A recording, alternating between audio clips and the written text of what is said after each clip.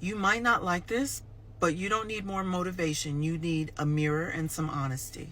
Because I'm going to tell you, at 54 years old, excuses do not age well. Whether it's good or bad, ask yourself this.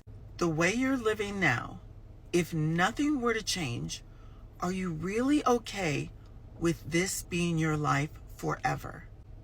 Because you can either make progress or you have to make peace with staying the same. You can either outgrow your excuses or outlive your potential. It's a choice. You're not stuck. You're just scrolling, waiting for success to DM you.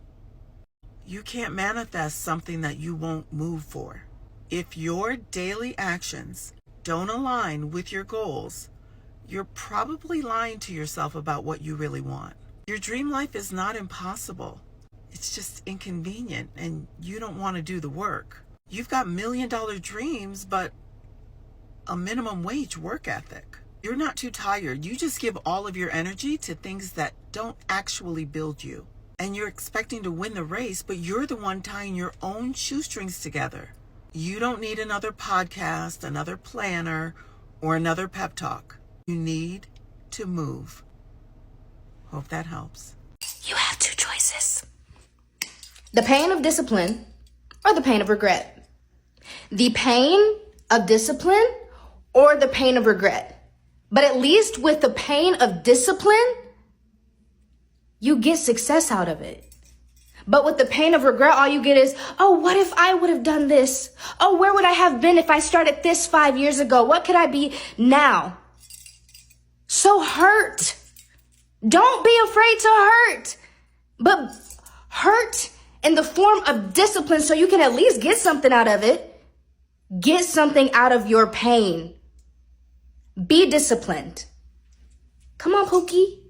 You got this. Clock it. Be disciplined. Go hurt and be disciplined so you can at least get success out of it. Motivation is a scam. It fades. It lies to you. If you want a different life, you need discipline, not feelings.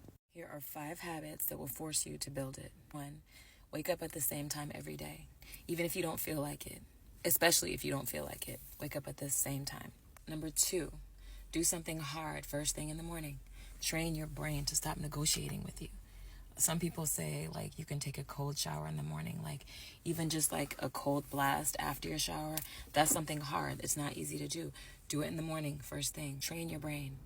Number 3, keep promises to yourself. Break your word, break your confidence. Number 4, delay gratification on purpose. If you want something really, really bad, make yourself wait for it. Power is in patience. Number 5, control your environment. Your environment either trains your self-discipline or it destroys it.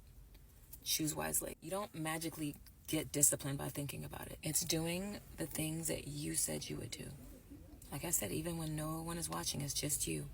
That is the difference between people who dream and people who win. Honestly, forget motivation. Discipline will save your life. Tag someone who needs to hear this. Or tell me other ways in the comments, like how you make yourself more disciplined. Okay, gotta go to work. Anywho, love you. Mwah.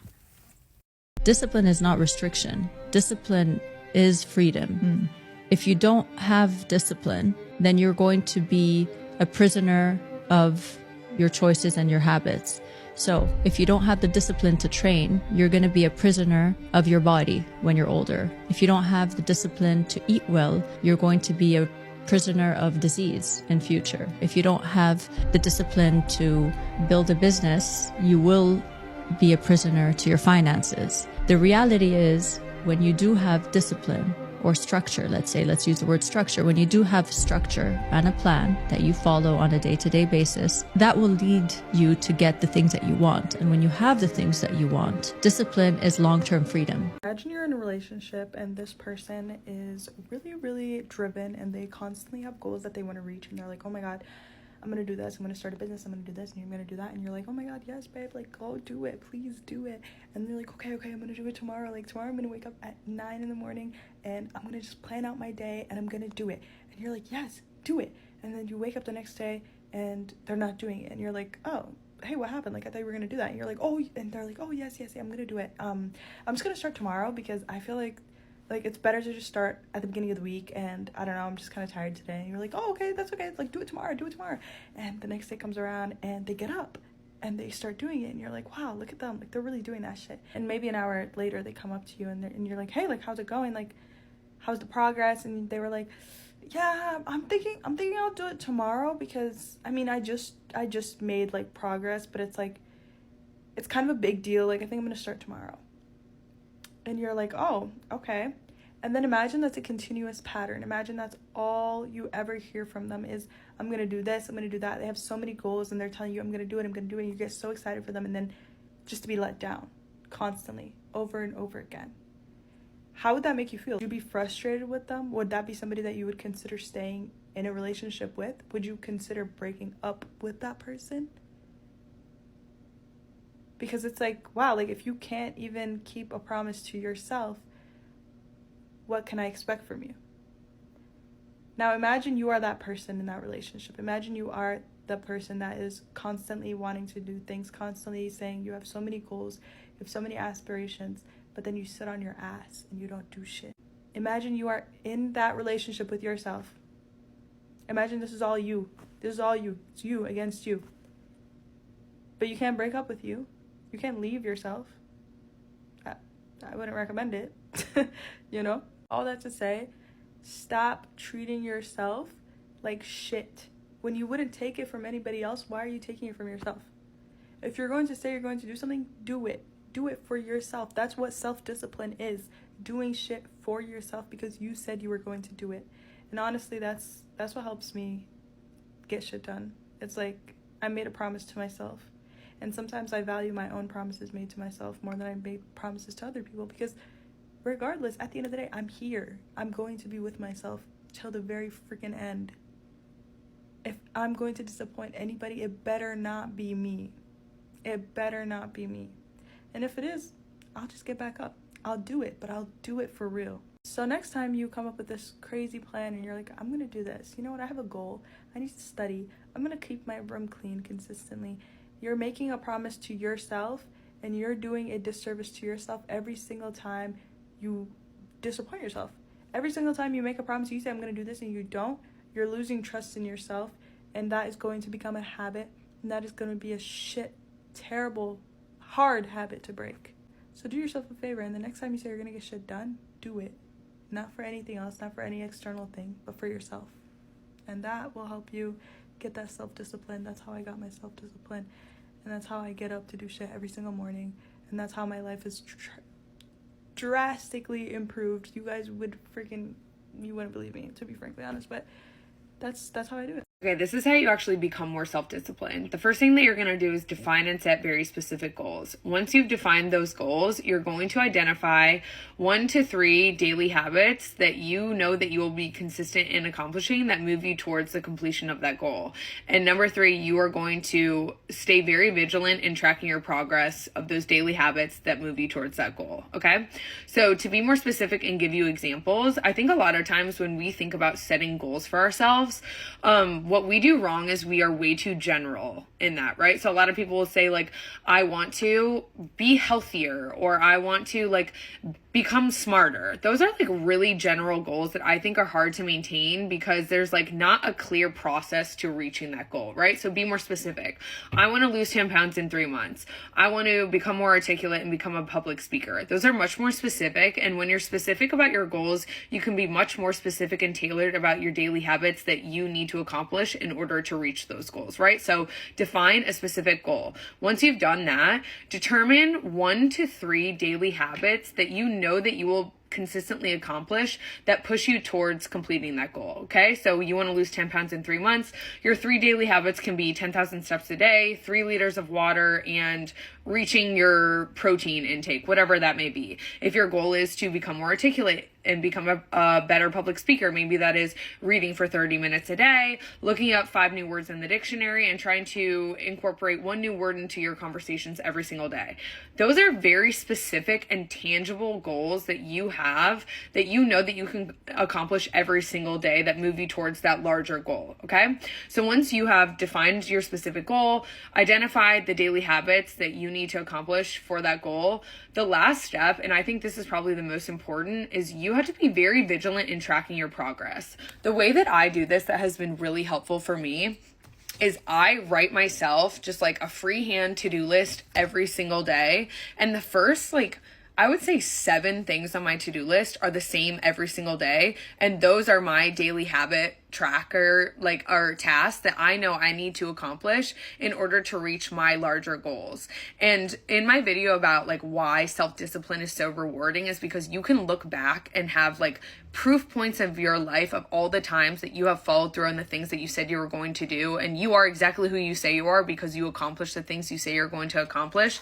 That is exactly what this is for me. Like, this is the proof that I am who I say I am because I accomplish everything that I say I'm going to every single day, and I write it down, and the moment I'm done with it, I cross it off. And I know there's a lot of ways that people do this. Some people like have habit trackers and things like that. Whatever it is that you're going to be able to be consistent on, that is what you should do. But I think one of the most important things to building self-discipline, especially in the beginning, is having this proof point and being able to hold yourself accountable to actually completing the things that you say that you're going to do. So defining and setting specific goals, identifying 1 to 3. I think 1 to 3 is like the sweet spot. 1 to 3 daily habits that move you towards that goal, and be very vigilant in tracking your progress, I think is like a very good starting point to building and maintaining self-discipline. You want to gain a sense of discipline, self-discipline. It's no good if people tell you to do things, if people tell you to work, if they force you to do this, A, B, and C. It has to come from within. You have to have initiative. You have to be motivated to do things. And what I've learned over the course of writing my 7 books and through the course of my whole life is that you master yourself through learning something that you love, that interests you. That's how you develop discipline. So if you're studying things, if you're entering a career that doesn't suit you, that you don't really love, that isn't really your dream, then it's going to be very hard for you to master yourself. It's going to be very hard to gain that discipline. You're going to be tuning out. You're going to be distracted. You're going to be on your phone too much. You're not going to be focusing deeply, which is how you master yourself. Master self-discipline. Become the person that regardless of how you feel, you can consistently go through the motions. Be the person that you can count on. When you say that you're going to dedicate the next 30 days to building your business or getting in shape or growing your social media following, do it. Do it because you said that you would, because it is what will get you closer to obtaining legacy. Operate like a finely tuned, highly efficient machine, continuously making improvements through trial and error. Do this until the day comes that you can operate optimally without even having to think about it, without any effort, because you are just that good, that finely tuned. When you reach this level of performance, the rate at which you improve skyrockets exponentially, and you will be soaring past the achievements that you once believed to be impossible. But you have to get over this first hump. Think of this as life or death, because this is the difference between you continuing to be stuck in the cycle versus actually living the life that you dream of. You have to be your best self and your least motivated. And that's the tricky part about all that shit. Motivation is just a word. You have to have these different things in your mind on where you want to go and know that motivation is not going to get me there. Because I'm not going to always be motivated. Take some action. Because nothing changes if nothing changes, man. I don't believe in talent. I'm here because I worked hard my whole life. Without that work, no one in this room would know who I am except my family. So to all the kids around the world, put the work in and watch the magical ride you go on. Obsession is going to be talent every time. You got all the talent in the world, but are you obsessed? Is it all you ever think about? Let's face it, it's you against you out there. When you walk on that court, you have to think, I am the best guy out there. There is no perfect time to start. You gotta start now with changing your life. We're all being tested in life. And guess what? This is one test you can't cheat on.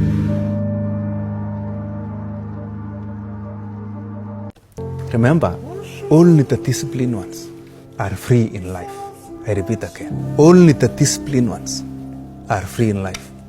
If you are in discipline, you are a slave to your moods. You are a slave to your passions. The best time to plant a tree was 25 years ago. That was the best time to plant a tree. The second and the best time is today. Plant the tree of self-discipline.